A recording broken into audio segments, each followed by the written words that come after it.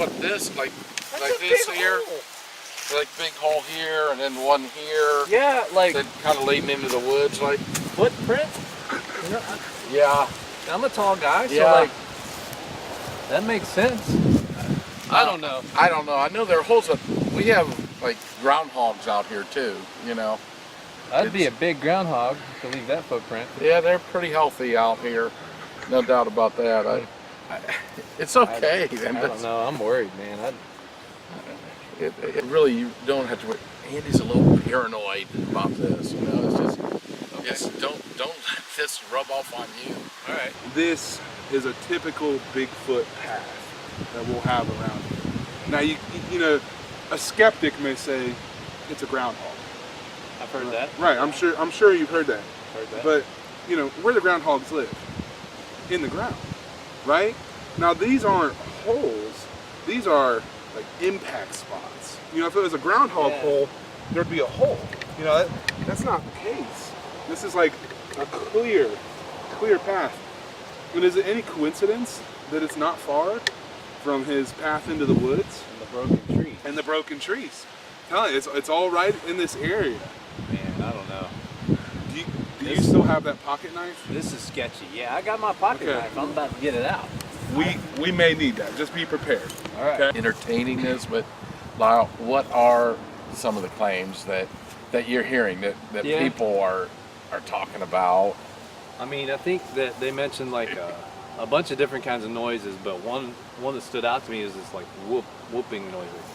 Whoop, whoop. I don't know, something like that. I don't know. Whooping noise? Yeah, whooping noise. Kind of like when you come out with youth group and the kids all start going, woo, woo, like that and stuff. I mean, yeah, they do that. Like for sure. I mean, they're out here all the time. Well, we haven't not done it. we haven't done youth group out here yet. Right. So, like since I've been here. That's not it, because a Bigfoot noise, it'll sound kind of like this. Try that. Go ahead. A little, just it's more from like your like your gut. Yeah, that was a little better. That was pretty. Do you want to try it? No, that's okay. I really appreciate that, but It works. yeah. Wait, well, how does it work? It brings Bigfoot to So you. we're calling him to us. Yeah, we're right? calling Bigfoot. Why would we do that? I mean, Yeah, do a couple and then just no, listen. I don't want to do anymore. Oh gosh. Oh, do you hear that? That's not wind. That's Bigfoot. What? Okay. You want to try one? Yeah. If I try one, can we get out of here? Is this over? Well, yeah, because if you do it, you'll right. see him. I mean, he'll be here. Now just wait.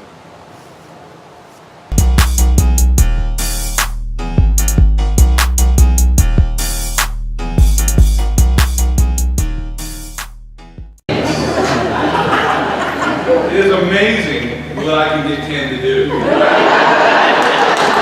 Hello everyone, this is the series. Going to the woods. It worked. Lyle, we succeeded in our mission. No, I'm just kidding. We're so glad you're here with us today. This is the third week in our series, and we started going over spiritual urban legends. All right, or some dumb things that smart Christians believe. So we're excited that you're here with us. We're taking those preconceived spiritual urban legends, spiritual myths, whatever you want to call them, and we're trying to blow them out of the water and show how a lot of those things that we say, kind of cliche, little quick, easy things, really aren't true. All right, but oftentimes the way we live like they are the truth that we're looking at. Today we're going to look at the life of Moses. We're going to look at his life. We're going to look at the way that he often times felt overwhelmed, especially if you look at his life from the time that he freed the Israelites out of Egypt when they were wandering in the wilderness. Over and over, we see this theme where he just feels very overwhelmed with everything that is going on. Moses, in the wilderness, was leading perhaps as many as 2 million people through the wilderness. I've been to wilderness camp, where I served as a dean. I've been there just to help. We had 30 kids, and I can tell you 30 kids in the wilderness is hard, right? Like, that's very challenging. 2 million people, I don't care if they're kids or not, 2 million people, that is redonkulous, all right? So this is absolutely redonkulous, and so they're getting fussy. You know, that's kind of what happens. When you're out in the wilderness, you're wandering around, you start getting a little fussy. All right, even if the food's halfway decent, we always have great food at camp, but they get a little fussy halfway through. And so we see that with these people in the wilderness. They start saying, hey, we're sick and tired of this manna. We're sick and tired. Can we please have some meat to eat? So if you look at Numbers 11, Numbers chapter 11, verses 13 and 14, you'll see this story. And so Moses is saying, where can I get meat for all these people? They keep wailing at me. All right, let's everybody say this next part together.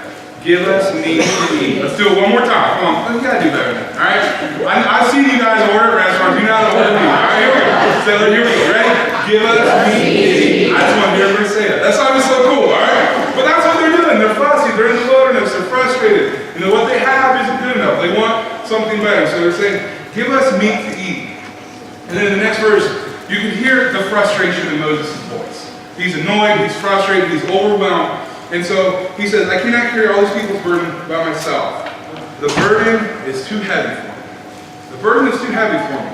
It's too much. I just can't go on. I'm too overwhelmed. I can't do it anymore. This is too much. The burden is too heavy for me to carry on my own. And I get it. 2 million people in the wilderness, and their needs are being met, but they're not happy about it. Okay, so if we pause the story right there, and we kind of pick it up in 2018, all right, if we were able to do that, here's what a lot of us would do to Moses. I'm guilty of this. You're probably guilty of it because people have probably done it to you. You've probably done it to people. But this is going on. Moses is so overwhelmed, and he knows he can't carry it. This burden is too heavy on his own, and there's so much chaos and stress and anxiety, everything pouring into it. And people would come up to him, you know, myself included, some well-meaning Christian might come up and say, hey, don't worry. Don't worry about this, Moses. Just remember, just remember, God's never going to give you more than you can handle. Everything's going to be all right. God won't give you more than you can handle. Everything happens for a reason, so don't give up. Because God will never give you more than you can handle. If you were to do a quick Google search, you would see car magnets that have that. You would see bumper stickers. You would see coffee mugs. You would see T-shirts. You would see a lot of like get well / sympathy type of cards that would have that message on it. God will never give you more than you can handle. That feels really nice to say. Like, I like saying it. It's easy. When somebody's going through something difficult, I love just, hey, don't worry, God will never give you more than you can handle. And you kind of wrap everything up in a nice little bow and you can walk away. That's an urban legend. Scripture never says that. That's not true. That's not anything that we read in the Bible. It's a spiritual myth. And I think here's how we get to that wrong idea. All right, if you have a Bible, go ahead and open it at 1 Corinthians 10:13. So you may have noticed, so we'll have it on the screens. Obviously, you can use a smartphone. There's some really cool Bible apps. If you aren't sure how to use those, you can see myself or Lyle after the service. Do not go ask Ken how to work a smartphone app about the Bible, all right? You can ask him Bible questions about the Bible, but not a smartphone app, right, Ken? All right, or, there you go.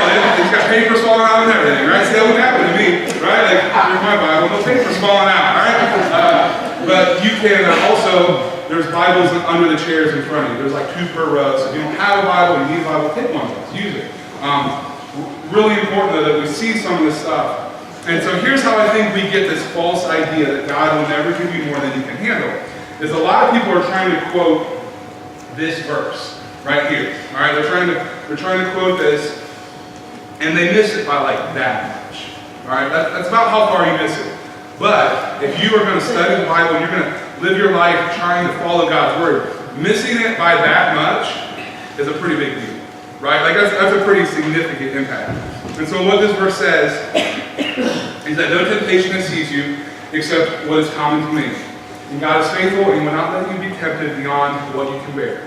But when you are tempted, he will provide a way out so that you can endure, so that you can stand up under it. And so this verse is not talking about how God will never give us more than we can handle.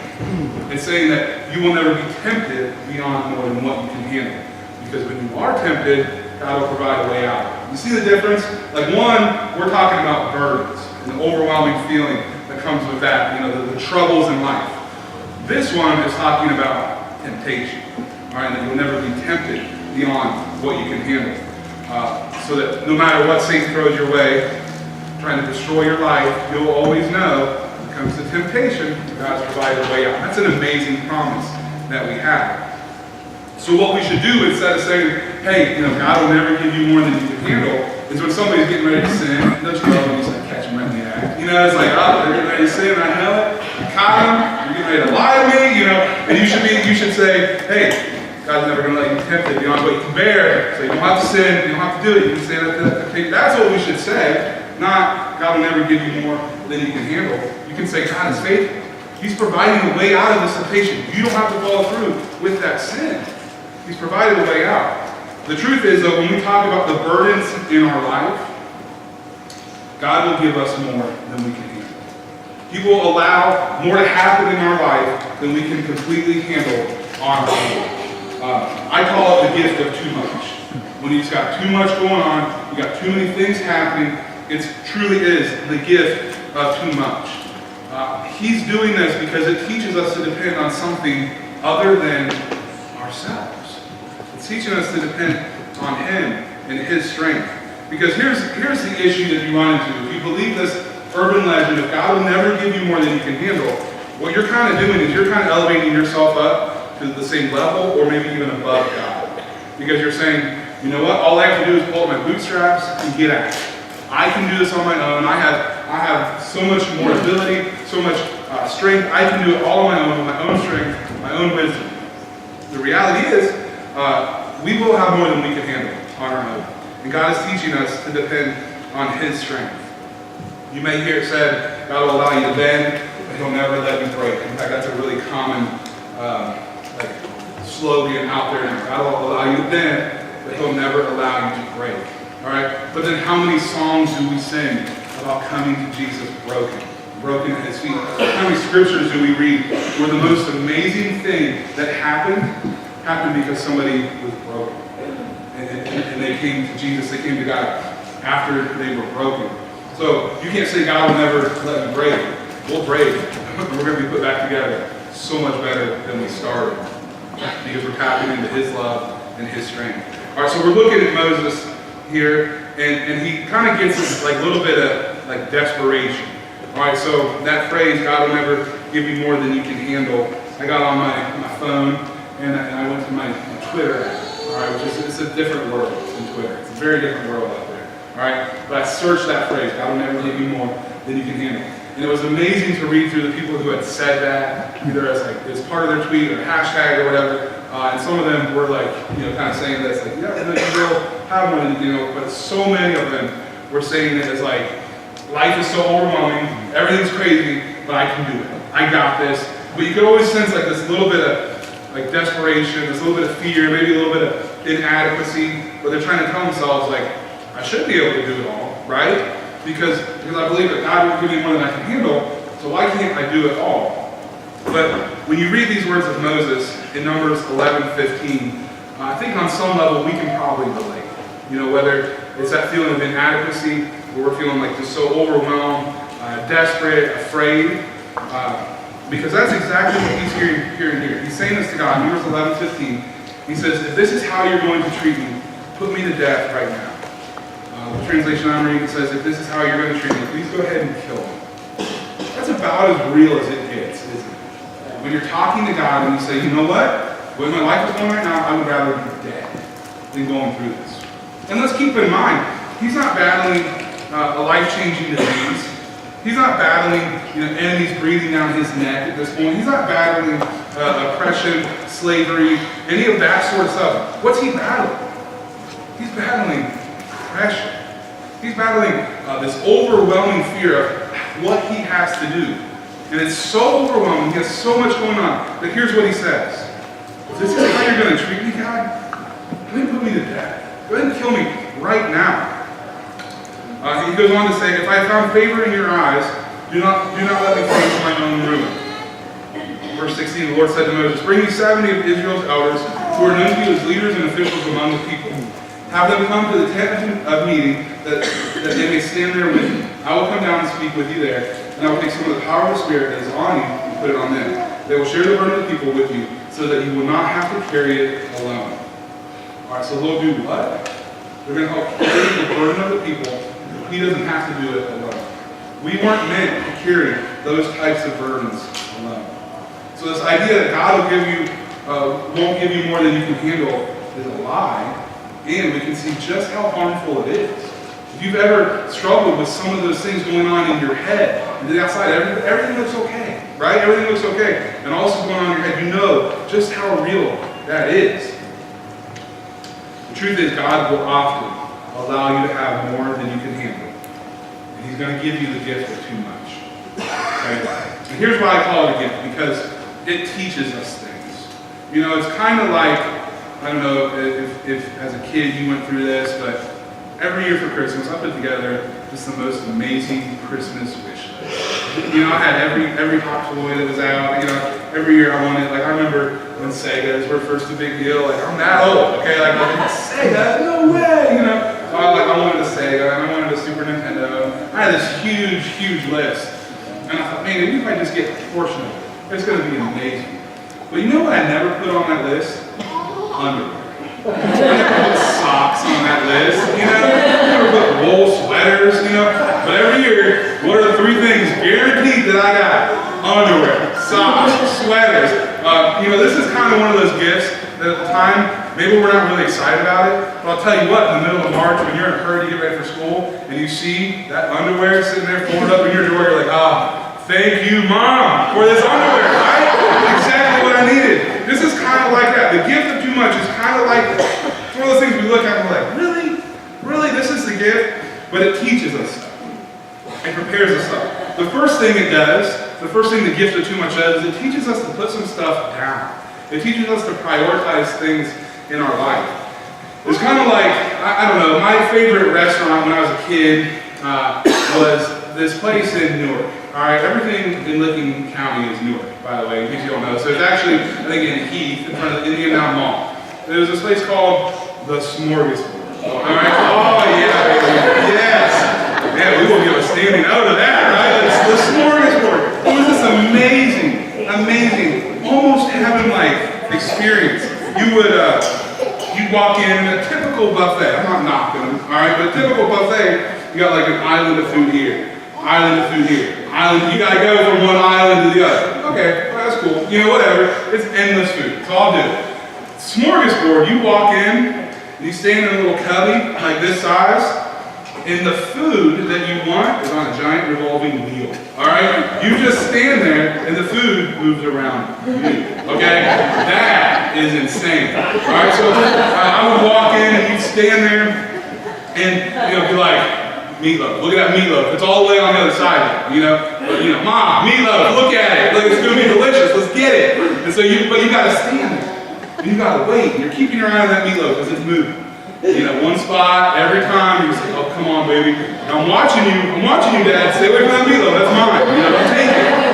It's like always the guy right ahead of you took the last piece. So you're watching that, and as it's moving around, though, what are you doing? You're like, oh, that looks pretty good. I'll take a scoop of whatever that is. You throw it on your plate. Next thing goes by, and it smells good. I'll take it. The next thing goes by, and I think that thing's moving. I don't know what that is. We'll skip that one. The next thing goes, and you just keep putting the stuff because it all looks so good. While the meatloaf is moving closer to you. All right. Pretty soon, the meatloaf has arrived, and you look at your plate, and it's full. You got no room on your plate for the meatloaf. So you have not prioritized your plate correctly. Now here's why I'm bringing this up, all right? Not to teach you guys proper etiquette at the smorgasbord, which doesn't exist anymore, but you have to learn how to prioritize, right? Like if that's what you wanted, you had to save some space on your plate for it. Oftentimes, what we do is we have so many blessings, we have so many good things, we have so much going on, but we don't ever prioritize. We don't ever look at what our life is scheduled like and figure out what's most important and make time for it. We have to know what things are going to be most important in our life. For a lot of us, we're going through some difficult times, stressful times, maybe work, marriage, or maybe just with your mental health, your mental well-being. You're going through some really difficult times, and God's moving you to put some stuff down, to prioritize, figure out what's most important in your life, and carve room out for that. Make space for that. It's like the story in Luke chapter 10, when Jesus is going to visit Mary and Martha. You're probably familiar with the story. We covered it a couple months ago. But Martha thought she could do it all. right? She thought she had the ability to do all. She could have the perfect looking house, the perfect food. She could have everything smelling good, looking good, put away, looking nice and neat and tidy. And then when all that was done, then she figured out a way to spend time with Jesus. Like that was her plan. She was freaking out like so many of us, trying to have everything look just right and trying to do and be so many different things that she gets really stressed out. And she gets really frustrated at Mary and confronts Jesus and is like, hey, tell her to help me. Tell her to be just as busy and stressed as I am. And then Luke 10:41, Jesus speaks here when he says, Martha, Martha, you are worried and upset about many things, but only one thing is needed. Mary has chosen what is better, and it will not be taken away from her. Now, that other stuff wasn't bad. Often we don't fill our lives with bads.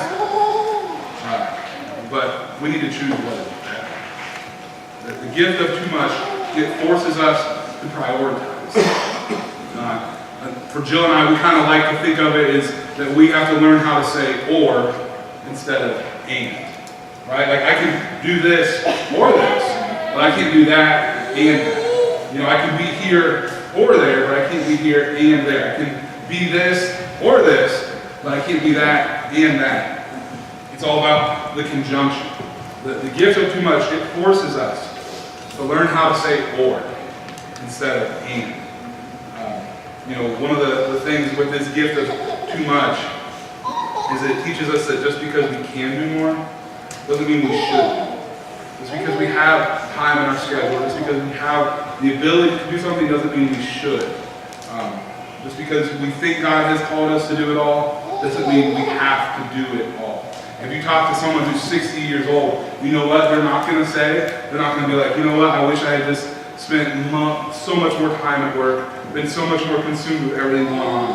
They're going to say, essentially they're going to say, I wish I would have learned to live or instead of and in my life.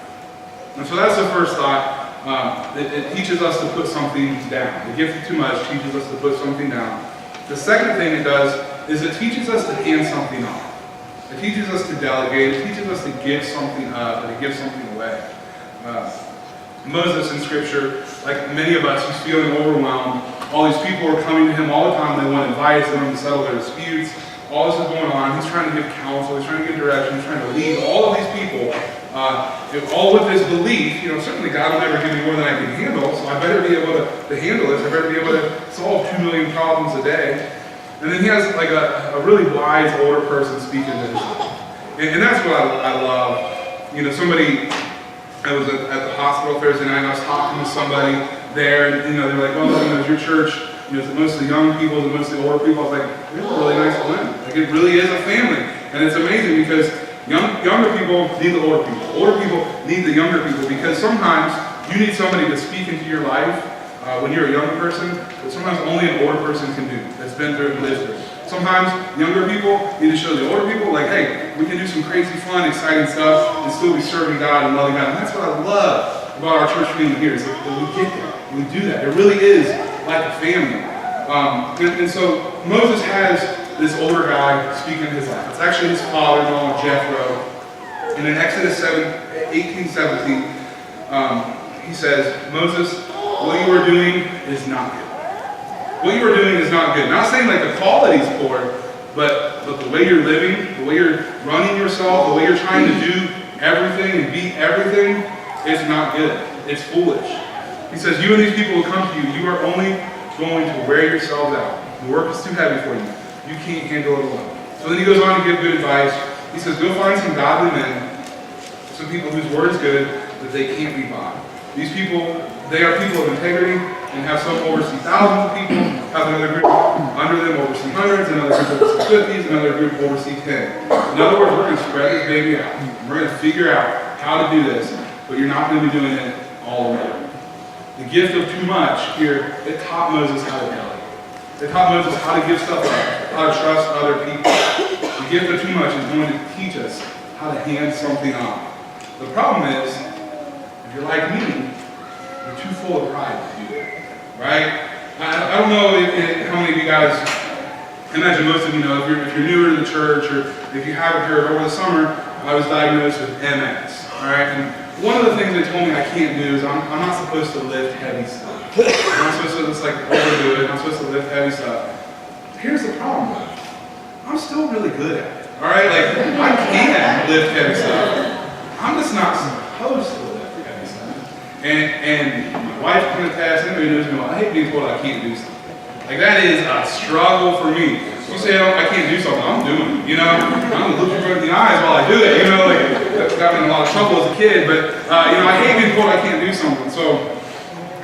You know, that humility, you know, I've struggled with that. Especially like when we went to move, we moved a couple of weeks ago. And first of all, last time I moved, I didn't ask for help.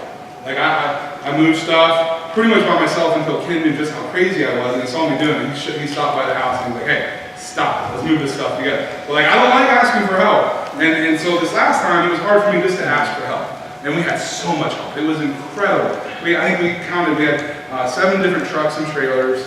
I forget how many people we said we had, but it was amazing. We had moved out of this house with our 3 kids and all their boatloads of toys, all right, in under 3 hours. Not only did we move out, but then they moved us into the other house, like setting stuff where it belonged. It was insane. It was incredible. And here was my strategy. Because I tried to stay away from Jill because she wasn't going to let me live. All right, so I was like, well, she's in the kitchen, I'll be in the living room. And you know, like Danny was there with his son, and they're getting ready to do some stuff. And I was like, oh, let's hop in and carry the other end of this chair. And like he's like, nope, like we got this. I'm like, okay, like I'll carry some lighter stuff. And I just like progressed every time to lighter and lighter stuff. Until finally, I knew that Jill had really gotten in everybody's ears somehow. Right? Here's how I knew, because Trayton was walking in as I was walking out, and I kid you not, I'm carrying an empty laundry hamper. Okay, a plastic, not made of steel or concrete, an empty laundry hamper. As I'm carrying it out, I mean, it weighs less than a gallon of milk. You know, like my entire coat weighs more than that. But as I'm carrying it out, he looks at me, and here's how I knew that Jill had gotten everybody's ear. Because he would never, in all his life, call me Beatty. Right? Like, I'm Coach Beatty. And you better remember that. Put some respect on that name. You know, like so he's walking up and he looks at me and he says, Andy, you're not allowed to carry that. And he grabs a hamper from me. And I was like, Trayton, I'll see you Monday, buddy. You know, I'll see you Monday. You know, and he sounded just like my wife when he said that. It is so hard for me to ask for help, to not do something. Like I struggle with that. Even when people are offering me, I struggle, you know, moving mattresses around the house on my own. And why? It's because I'm too full of pride. Too full of pride to ask for help. Now here's the thing, we can look at this and we can, you know, talk about a hamper, we can talk about moving mattresses, we can talk about moving stuff and being too full of pride. And that's one thing. But what about when it comes to our mental health? What about when it comes to emotional stuff that we're struggling with? Not just physical stuff, let's think spiritual, let's think emotional, let's think mental here. When we're going through a lot of these burdens, spiritual burdens, emotional burdens, that are really hard for us, and we're not willing to ask anybody for help, because we want to appear strong, we want to appear like we got everything together, like we got the perfect, nice, little Pinterest style life, but on the inside we don't. That's when it becomes really trouble. That's when it becomes like eternally trouble, is when we live with this lie that God won't ever give me more than I can handle. So I'm just going to suffer, I'm going to go through this all on my own, never reaching out, never asking for help, never telling people I'm hurting, and just live my life feeling completely overwhelmed. Because here's the thing, you cannot experience the full glory and presence of God on your own the same way you can with a community of believers. Okay? That is 2 things. One, that's my opinion. Okay, because I've seen it, I've experienced it, I've lived it. Second thing though, who cares about my opinion? That's fact. Alright, that's in the Bible. The Bible tells us that whenever 2 or 3 gathered in his name, he is there in the midst of them. You don't experience God the same way by yourself, sitting at home Sunday morning, or trying to do your own thing like you do when you come together with a body of believers and you say, I'm no longer a slave to fear. It's not the same. It's time for us to learn how to put some stuff down. Break these walls down and to share, to open up with people in our lives. Hand something off that's holding us down, because you don't have to go through it alone. You don't have to believe and live that lie that God will never give you more than you can handle. No, you have more than you can handle, but God's put people in your lives for a reason. And that's what Moses did in Exodus 18, verses 22 and 23. He handed some stuff off. He handed stuff off, and it made his load lighter. He put something down. He gave something to God. He handed something off. Number 3, the third thought this morning, our final thought really, is that we need to give something to God. Right? The challenge for so many of us is that we're so full of pride, and we believe that we can do anything. We don't need any help. We can do it all on our own. But we need to be willing to give something to God. I drove a school bus for several years, made so many great relationships with parents, met so many awesome, amazing kids. It was a great time. A lot of people are like, oh, I can never drive bus. Like, it's really not that hard. You just got to learn how to selective hearing. You know what I mean? Like, keep your eyes on the road, baby. Everything will be all right. Contrary to popular opinion, the worst day for a bus driver is not the last day of school.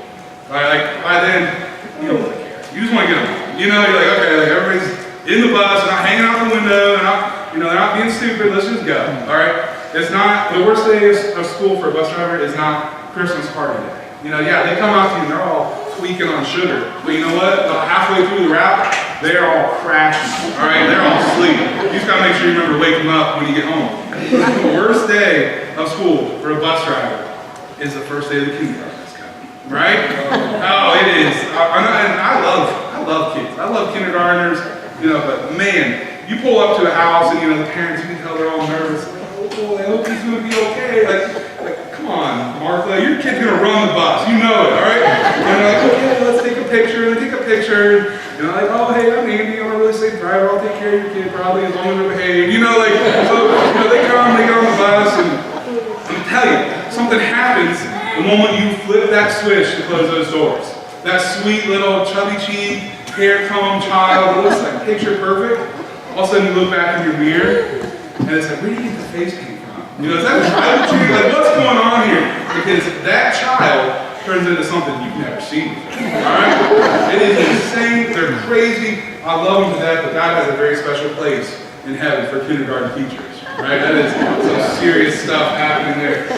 But here's what I would do, because they would just be crazy. They'd be wanting to do whatever, Everybody's so worried they're going to be scared. It's like, no, I'm okay with the kid being scared on the bus, but I don't like it when they're climbing under seats and, doing stuff like that that's going to really get them hurt. So on my bus, I had, you've got your thing where you put your broom, you just attach it right there. It works great. Like, that's super simple design. I would always convince the worst kindergartner that my clip broke. And it's serious stuff, because I can't have that nasty broom fall and hit me in the head while I'm driving. That's really bad. So I would kind of wedge it in the seat behind me where the, it bounced around a little bit. And I would tell the worst kindergartner, what you can pick out, right? Like, within minutes, I knew who was going to be the trouble kindergartner on my bus. And I would just bring them up and be like, hey, you know what? I don't think you're going to be able to do this.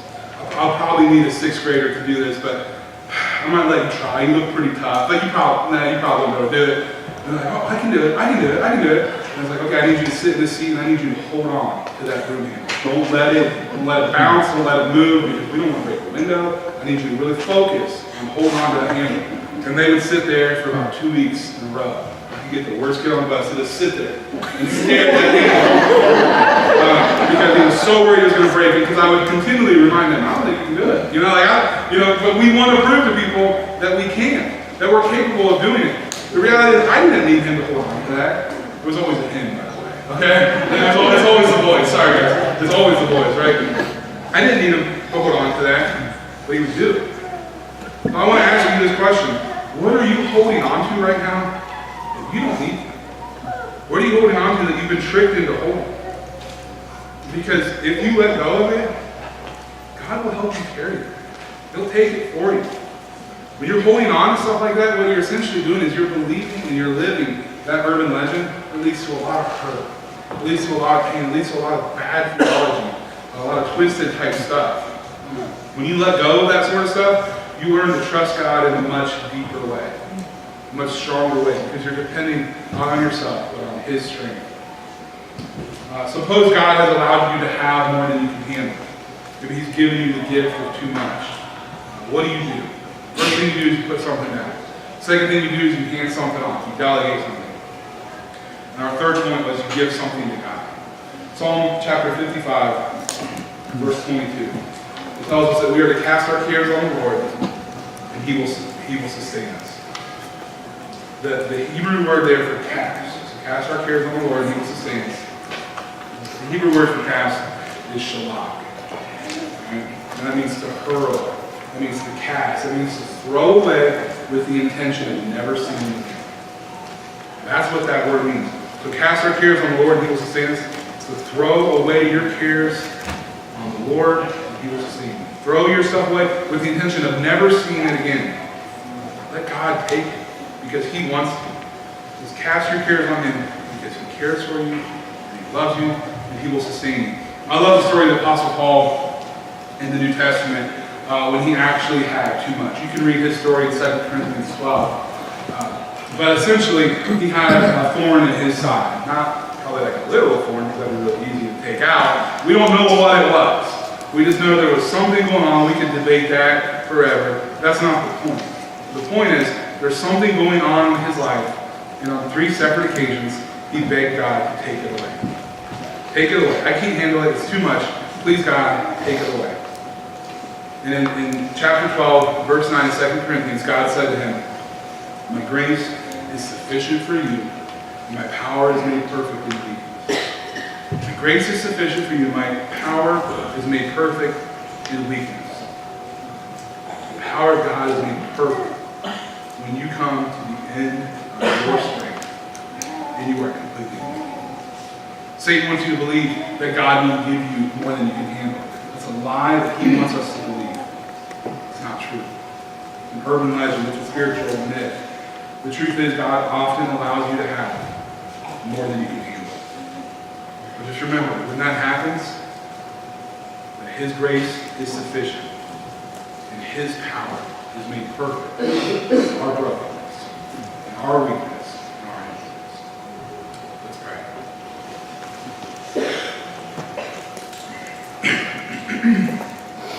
Dear Heavenly Father, Lord, we love you so much, and we are so thankful that we have the gift of your Son. We have that amazing example of how to persevere through burdens, through trials, through suffering. Lord, I pray that for each and every one of us here today, that as we look at our lives, we look and we see the ways that we've been trusting ourselves, putting our faith in ourselves rather than in you.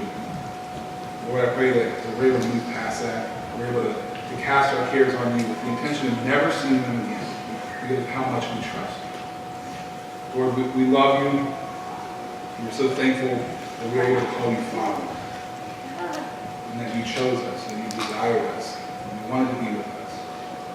Lord, this morning I pray if there's anyone here who has a decision to make, I pray that your Holy Spirit is active in their life.